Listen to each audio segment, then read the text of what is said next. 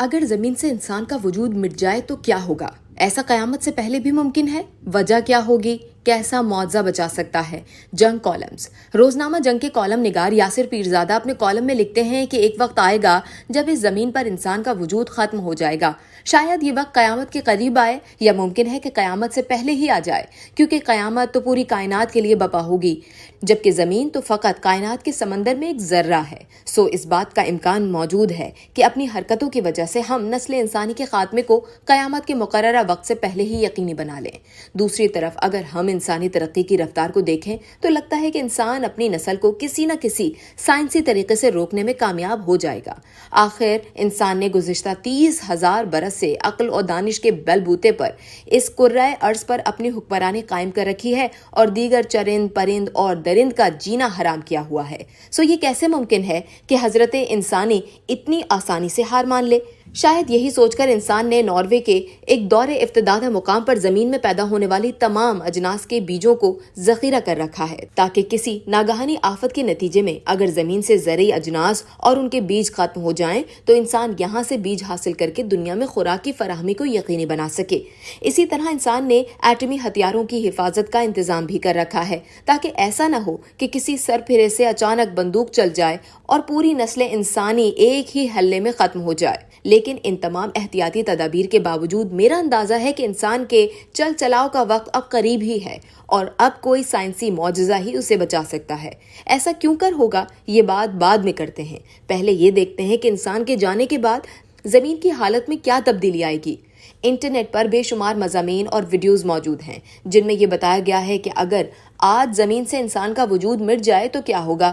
سب سے پہلے تو تیل کے کارخانوں میں خرابی پیدا ہو جائے گی، اور چونکہ ان کا کوئی والی وارث نہیں ہوگا تو ان میں آگ بھڑک اٹھے گی جسے بجھانے والا کوئی نہیں ہوگا۔ پھر دنیا بھر کے زیر زمین ریلوے اسٹیشن بند ہو جائیں گے، کیونکہ ان میں نکاسی آب کا نظام ناکارہ ہو جائے گا، جس کی وجہ سے وہاں سرنگوں میں پانی امڑ آئے گا۔ یہ سب کچھ فقط 3 دن میں ہو جائے گا۔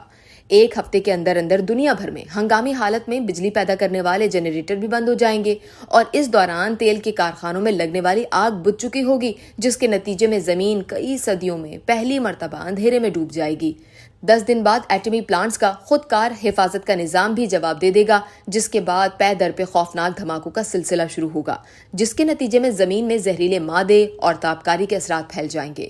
خیال رہے کہ پہلے ماہ میں ہونے والی تباہی کے نتائج تیزی سے سامنے آئیں گے، مگر اس کے بعد دھیرے دھیرے زمین کی ہویت تبدیل ہوگی۔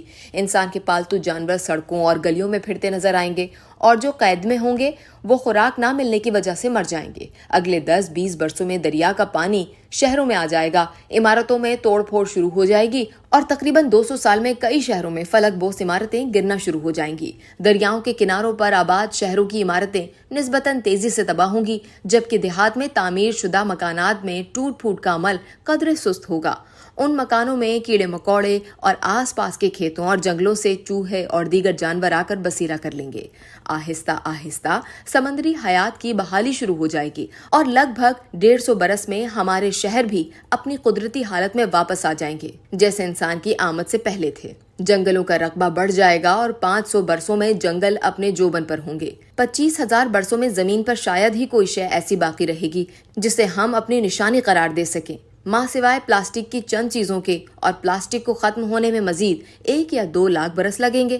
میں نے شروع میں لکھا تھا کہ انسان کے زمین سے رخصت ہونے کا وقت قریب آ چکا ہے، اور اس کی وجہ انسان کا جدید طرز زندگی ہے جس نے زمین کو رہنے کے قابل نہیں چھوڑا۔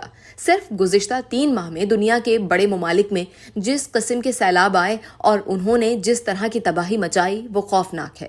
لیبیا، ہانگ کانگ، امریکہ، اسپین، کوریا، چین اور ہندوستان کے مختلف شہروں میں سیلابی ریلوں نے شہری زندگی مفلوج کر دی، لاکھوں لوگ بے گھر ہوئے، ہزاروں مارے گئے، ٹرانسپورٹ اور بجلی کا نظام درہم برہم ہوا، اور انسان بے بسی سے یہ سب کچھ دیکھتا رہا۔ موسمیاتی تبدیلیوں کا یہ صرف ٹریلر ہے، اصل فلم تو ابھی چلی ہی نہیں۔ تشویشناک بات یہ ہے کہ دنیا کے زیادہ تر لوگ اب بھی یہ سمجھتے ہیں کہ موسمیاتی تبدیلی محض ایک ڈھکوسلا ہے، اور جو لوگ اسے حقیقی خطرہ سمجھتے ہیں وہ بھی یہ نہیں جانتے کہ اس سے نمٹنے کے لیے کیا کیا جائے۔ وہ فقط ورلڈ ارتھ ڈے کے موقع پر 1 منٹ کے لیے گھر کی بتیاں بجھا کر سمجھتے ہیں کہ انہوں نے ایک اچھے انسان ہونے کی ذمہ داری پوری کر دی ہے۔ اسی طرح دنیا کے فرسٹ فیشن انڈسٹری عالمی سطح پر ہونے والے کاربن اخراج میں سے 10% کی ذمہ دار ہے، جو کہ شپنگ اور ہوا بازی سے بھی زیادہ ہے۔ इस वीडियो से सिर्फ इतना ही। मजीद जानने के लिए सब्सक्राइब कीजिए डेली जंग यूट्यूब चैनल और लाइक कीजिए डेली जंग फेसबुक पेज।